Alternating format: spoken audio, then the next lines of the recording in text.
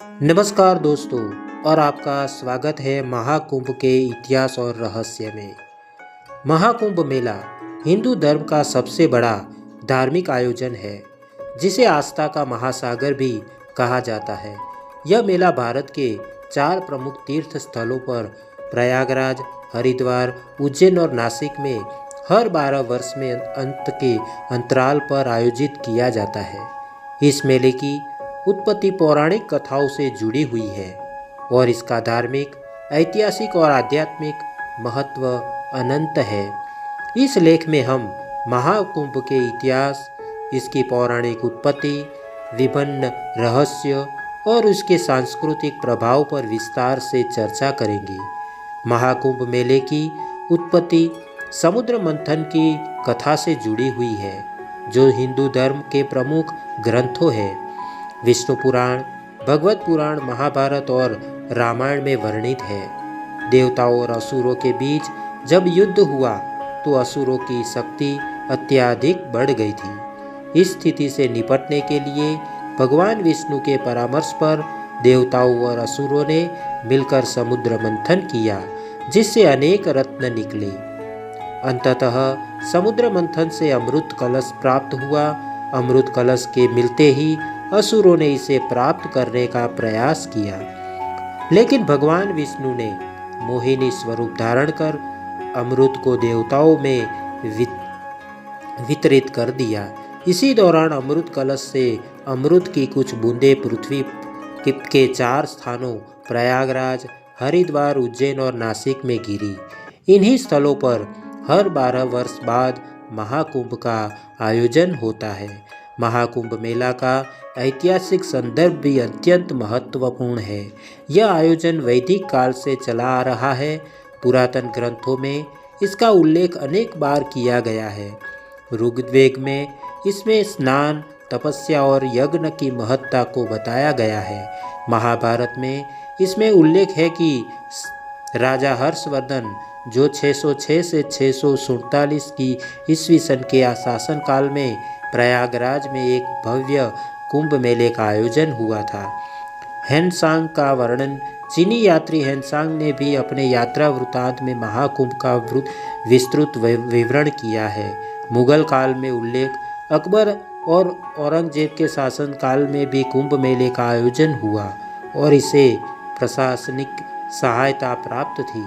कुंभ मेला हर 12 वर्षों में आयोजित होता है, लेकिन इसकी गणना ज्योतिषीय गणनाओं के आधार पर की जाती है।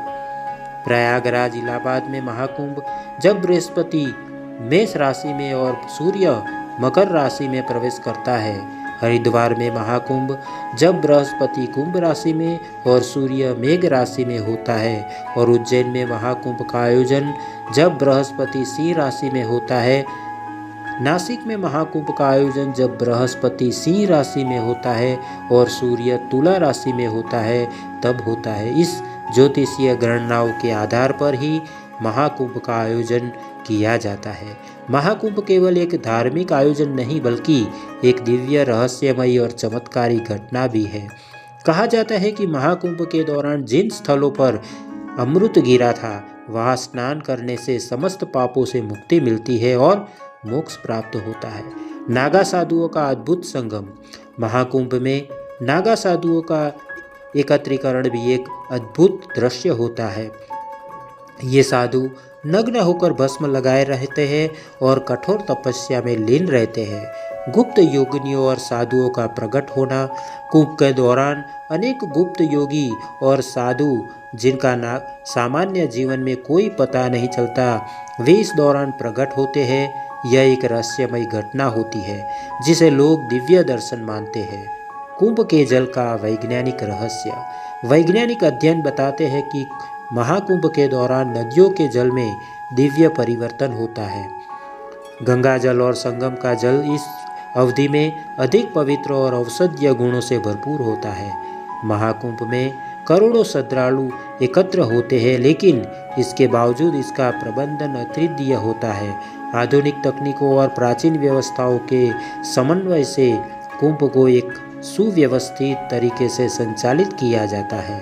महाकुंभ का आध्यात्मिक और सांस्कृतिक महत्व महाकुंभ केवल एक धार्मिक अनुष्ठान नहीं बल्कि यह भारतीय संस्कृति और परंपरा का जीवंत प्रतीक है।